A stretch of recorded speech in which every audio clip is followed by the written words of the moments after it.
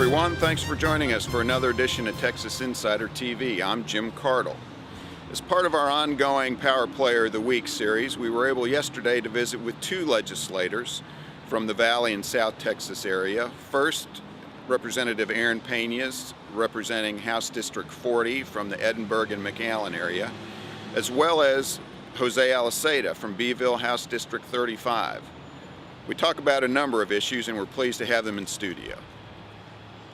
We got a couple things to jump into here right away, and appreciate y'all both coming by in your busy day. But first of all, we've just come off recently the 10th anniversary of 9/11, a lot of focus on that. We've also recently had President Obama's special address to the nation and present a second jobs and stimulus package. But more local, I want to get into the political environment.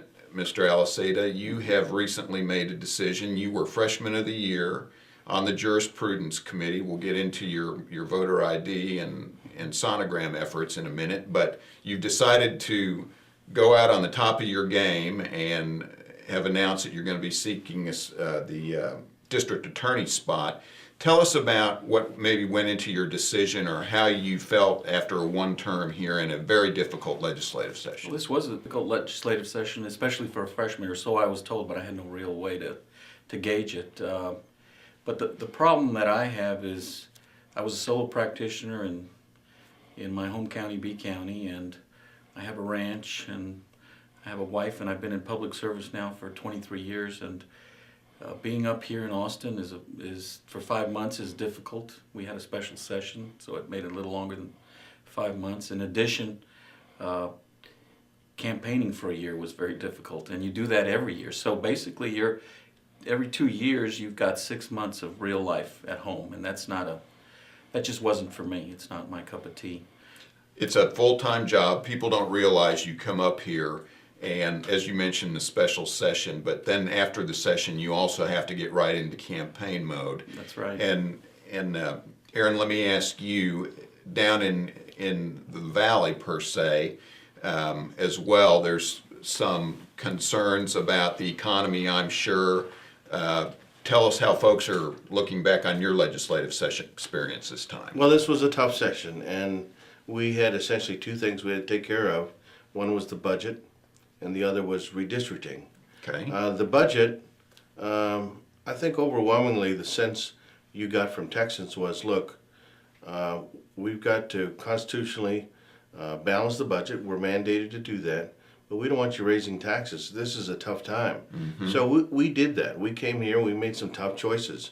Nobody liked doing what we had to do, but we had to do it, and we did that. And it's going to be a challenge next session to deal with that very same subject. As to redistricting, every 10 years, it's probably one of the most partisan things that can be done in the legislature. And actually this year turned out not to be as problematic or as many people falling on swords as I think has been the case in the recent past, although it's still difficult. I mean, I came in, and my freshman year was 2003. And if you remember, that was a Tom DeLay period when legislators left the state, and it was very contentious. Ardmore, Oklahoma. Right. Had several special sessions. This one was done. Not everybody's going to agree, because it's partisan, not only from the political party's point of view. Geographically, there's a struggle going on for holding on to power, or areas that are losing power like West Texas. But we accomplished our tasks, and we did our job. And he has a lot to be proud of. And no raising taxes is the biggest thing with our budget deficit. Everybody's looking now at whether this super committee in Washington, D.C. is going to be able to solve the budget dilemma. But Jose, let me ask you, You can't raise taxes in an economy like this. I think it would have done exactly the opposite and killed jobs. Everybody's, in that regard, everybody, I think, across the nation is focused on the negativity of the political environment up in Washington. Mm-hmm. But yet, here in Austin, you'll have a more collegial, bipartisan effort. Did you feel that this session, or are you still seeing some of that bipartisanship down in your districts? In my district, it's bipartisan. Mm-hmm. I can't say that we had a necessarily a bipartisan legislative session this session. I think with such an overwhelming majority of Republicans, I think the Democrats felt like they were backed into a corner. Okay, Jose, how about, thank you for that answer. How about the question of Hispanics, not only demographically across Texas becoming a greater portion of the population, but also in office? You've served at a couple different levels. What are you both seeing, if I may, on the rising number of Hispanics, the acceptance of your good hard work in elected office? Well, I think the Democrats have it wrong. I think that they seem to think that the Hispanics in Texas are liberals, but I think they're conservatives. If you look at the issues that I ran on, my district is a Hispanic district. I ran on life issues and conservative work issues. Hispanics are hardworking, you're family oriented. I ran on voter ID, and I think that was something Hispanics wanted as well.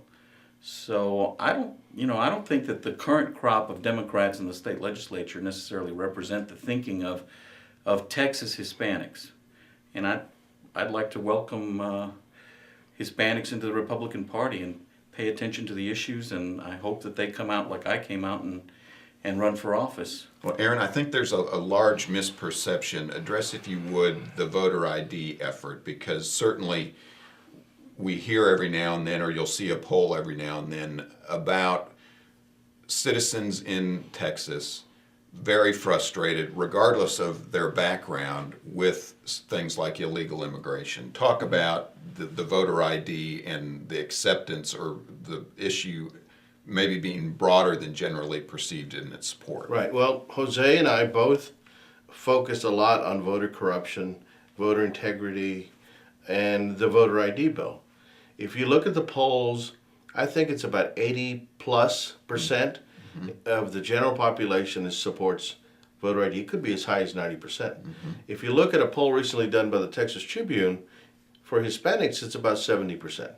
And so Really? It's significant. Where we live, there's been a long history of the boss system, which comes out from the turn of the century, South Texas, and continued into the 60s and 70s. And you were a champion talking a lot about that issue this session. We both filed 30 or 40 bills dealing with voter integrity because we are affected the most by it.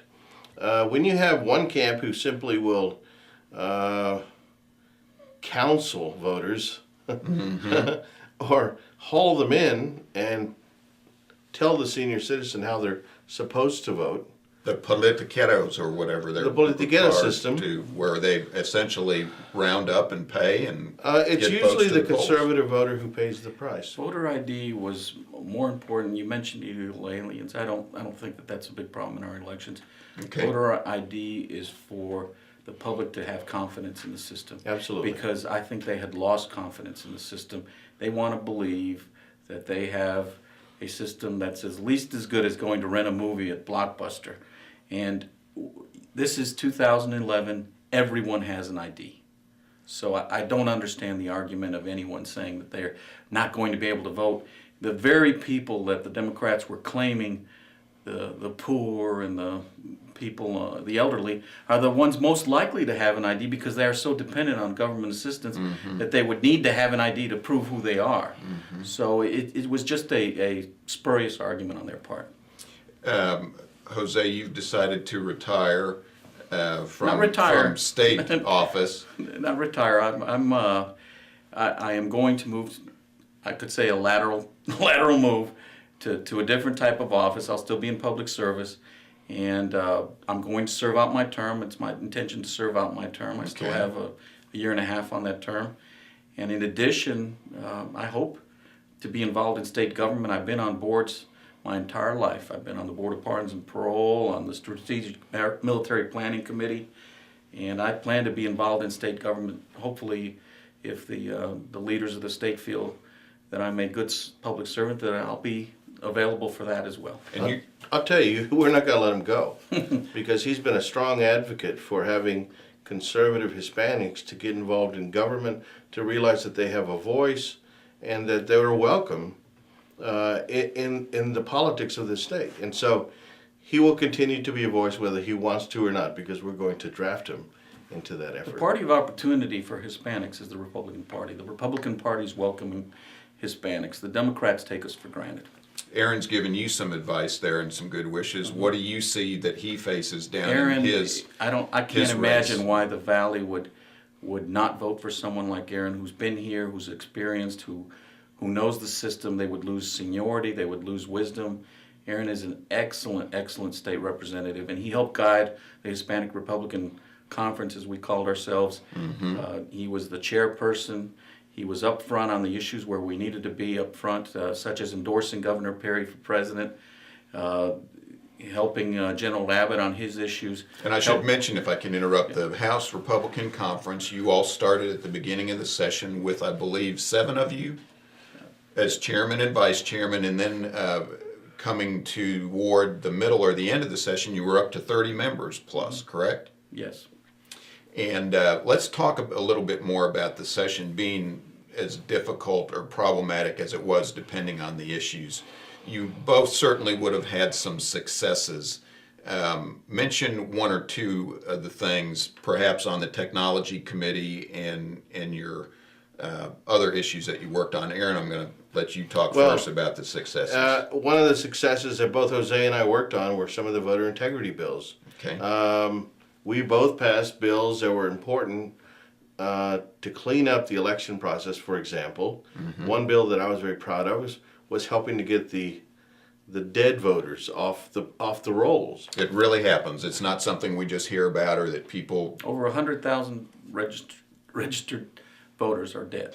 Wow. And they vote. As of 2008, an audit done by... Well, it's unfortunate. What happens is people find out who's on the rolls and who's no longer with us, and they take advantage of the system because there's a delay in reporting. Well, we passed legislation that prevented that sort of abuse. And then there was additional legislation that Jose and I both carried that had to do with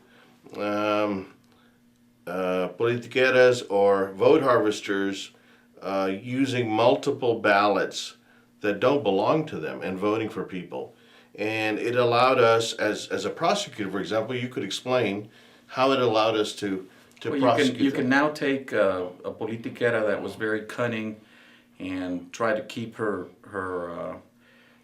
or her activities within the misdemeanor level of the law and aggregate it to make it a felony. So you can now prosecute them, just much like a hot check artist that'll write several small checks and never really see the inside of a prison. But if he writes several small checks and you show it as a common scheme or practice, you can make it a felony. Well, I'm going to say thank you to both of you at this point. I know your time's valuable and we've had a lot to cover. We hope you'll both come back. Jose Aliseda from House District 35. It's been an honor to serve the state of Texas. Thank you. Aaron Pena, House District 30. It's a continuous honor. Thank you both Sir. for coming in. Folks, we appreciate you listening to Texas Insider TV. Be sure and come back and join us for these 2 folks and others through the end of the year. Remember, you're either an insider or you're not. I'm Jim Cardle. Thanks for joining us.